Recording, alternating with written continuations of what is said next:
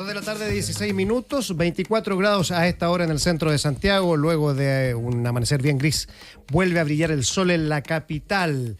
Brilla el sol también en la región del Maule, pero en el cielo, porque a nivel de superficie, no sé cómo calificar lo que ocurre con el hermoso lago Bichuquén en la provincia de Curicó. Queremos saber más, contextualizar lo que está ocurriendo con este nuevo episodio de contaminación en sus aguas. Estamos con el doctor Ricardo Salazar, académico de la Escuela de Química de la Universidad Católica, investigador del Centro de Derecho y Gestión de Agua. Ricardo, muchas gracias por estar aquí en Mundo Infinito. Muchas gracias a ti por la invitación, Alejandro.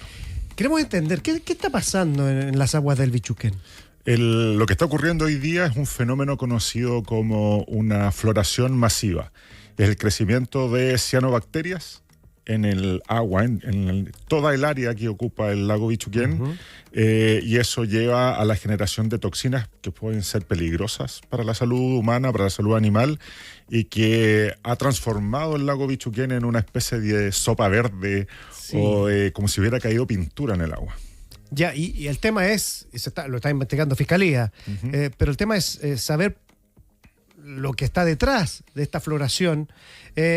Primero, analicemos de qué se trata y después tratemos de buscar la causa. Pero tú decías, tiene peligro no solo para la biodiversidad, han muerto mascotas y bastantes también que han bebido del agua. ¿De qué estamos hablando? ¿De qué se trata? Sí, estas son mal llamadas algas. Sí, pero son bacterias. ¿Bacterias? Estas bacterias son filamentosas, tienen una longitud como si fueran cabellos. Ya. Y esos son de color verde azulado, por eso se les llama algas o microalgas. Ya. ¿Ya? Y son larguitas. Larguitas. Como un pelito, sí. Ya un cabello. Como pasto finito. Ya. Eso. Y ese le da esa coloración verde. Perfecto. Estas cianobacterias lo que hacen es generar toxinas, y que esas toxinas, como lo dice el nombre, tienen características tóxicas. A diferencia, por ejemplo, de lo tóxico que son los metales pesados, o principalmente metales pesados, que son compuestos químicos que están en la naturaleza y son tóxicos, las toxinas son producidas por organismos biológicos, en este caso por bacterias. Y el peligro es justamente ese, que dependiendo del tipo de toxina, dependiendo de la cianobacteria que exista, es la consecuencia que puede traer. Ya, y estas cianobacterias están siempre ahí, pero en un menor número. Exactamente, siempre están ahí. Ya. Como tú bien lo dices, en una menor cantidad, no totalmente distribuida en el lago como se ve hoy día, y hay zonas donde se dan las condiciones para que ellas existan. Una vez que esas condiciones se alteran, que es lo que sucedió en esta oportunidad, es donde aumenta la cantidad de ellas. Ya, cuando tienen más alimento. Cuando tienen más nutrientes, justamente. Ya, ¿y qué ocurre ahí entonces? ¿Encontraron más alimentos y se reproducen más? Claro, una forma sencilla de verla es, las características del lago en particular son propicias para este tipo de fenómenos. ¿Ya? Es decir, el ingreso de agua en el lago es por lluvias. Pero además existen cuencas que son influenciadas por el mar, porque el lago está cercano al mar. Y se abrió, tiene una abertura. Además, y porque la característica de la calidad del agua del lago Bichuquén es un agua salobre, que está entre el agua dulce de los ríos y el agua salada del mar, en una etapa intermedia. Y lo puedes dividir, lo que se llama estratificar el lago, como si tuviéramos el vaso con agua y tú lo divides en la mitad. Ya. La parte de abajo no recibe luz y tiene poco oxígeno, y la parte de arriba está más caliente y tiene más oxígeno. Ya. Y las cianobacterias se mueven entre estas dos capas de agua, por decirlo de alguna forma, con densidades diferentes. Y cuando hay baja cantidad de oxígeno, que es en la parte inferior, los minerales que existen pueden liberar el fósforo, que es uno de los principales alimentos de estas bacterias. Y además, por recibir aguas servidas, aguas contaminadas desde la agricultura, que tienen alto contenido de nitrógeno y de fósforo, otro alimento rico para ellas. Entonces, todas estas condiciones entre zonas sin oxígeno, el calor en la parte superior, además pueden captar nitrógeno del aire, es la condición ideal para el crecimiento. Y vamos a hablar de las condiciones del alimento que ha aumentado, pero las condiciones atmosféricas influyen también. ¿Puede ser que la época de más calor les ayude o eso es independiente? Sí, totalmente. Ayuda justamente el agua más calentita permite la mejor disolución de los compuestos químicos, si hablamos en general, entonces los alimentos están mucho más disponibles y estas cianobacterias realizan fotosíntesis, entonces además tienen clorofila. Perfecto. Por eso también el color verde del agua. Exactamente. Tienen ese proceso. Ya, hablemos un poquitito de las causas.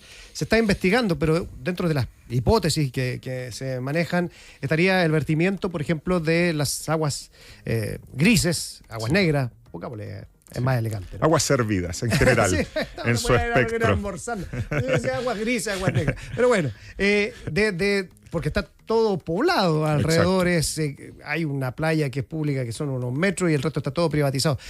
¿Sería ese, crees tú, uno de los principales factores? Sí, yo creo que uno de los principales factores es el ingreso de aguas que no han sido tratadas y bien tratadas.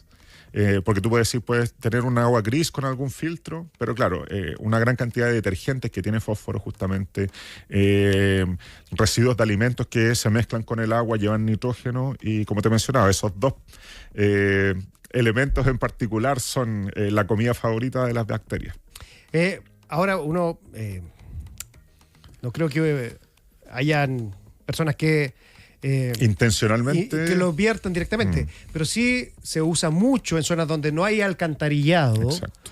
El escorrentío del agua directo. O el hacer pozos, sí. Pozos alejados de la casa. Sépticos ya, también. Se puede, si tú haces un pozo, la gente le pone, no sé, una ripio, piedra, hay técnicas que lo tienen quienes construyen este tipo de situaciones, pero se puede producir una infiltración de un pozo que esté a varios metros hacia el agua del lago. Totalmente, y desde pequeños temblores que pueden hacer que ocurran este tipo de fenómenos, el mal cuidado de las fosas, porque muchas veces una vez que se construyen las fosas nunca más se revisaron. Claro.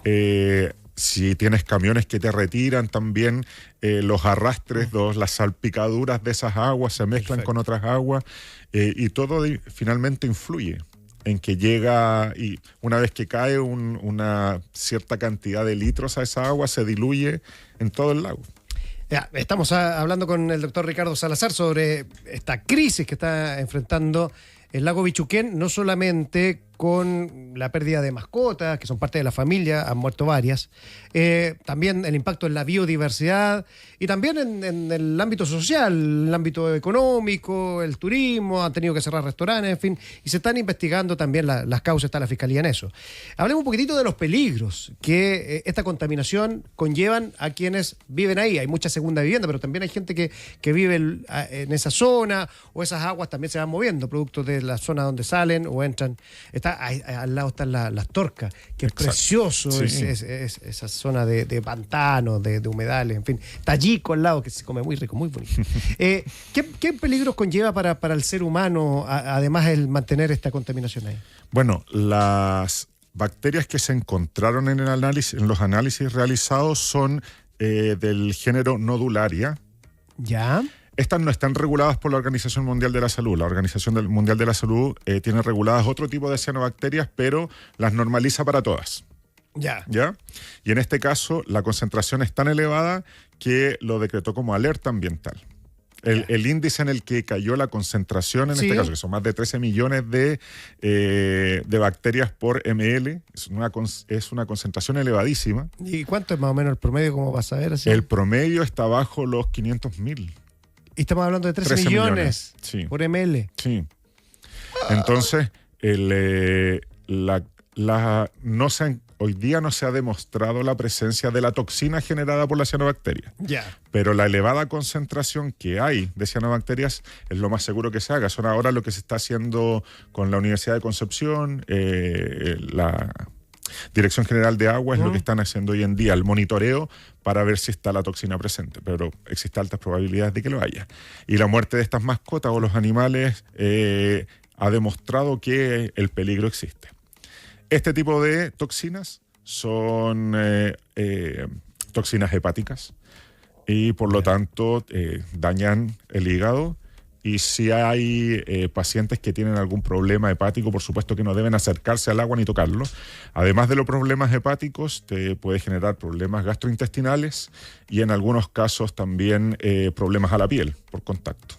Ya, no solamente es el ingerir el agua, No solamente es el ingerir, sino que tocándola, ingresando al agua, exacto, puedes tener daño. Puedes tener daño, claro, en los ojos, en la nariz, claro, irritaciones, gastrointestinales, como te mencionaba, diarreas, vómitos, y en algunos casos lo que pasa con las mascotas, que la cantidad de agua ingerida por masa general del cuerpo del animal es mucho mayor que la que consumimos nosotros. Entonces, por eso es una complejidad. Este episodio, para ir cerrando, es un tema para largo.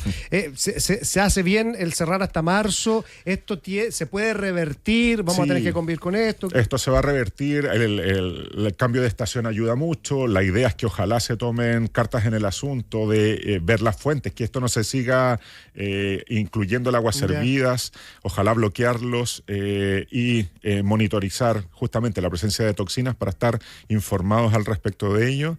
Y como recomendación, que quizás la gente puede llegar a pensar, si necesita el agua y tenía su fuente de agua a través del lago, que el filtrarla no elimina la bacteria ni la toxina, o hervir el agua puede matar la bacteria, pero no así la toxina si es que ya está presente en el agua. Perfecto. Para que no la vayan a consumir a pesar de que la hayan filtrado y la vean clarita una vez que hayan aplicado cualquier tipo de procedimiento. Muy buen consejo.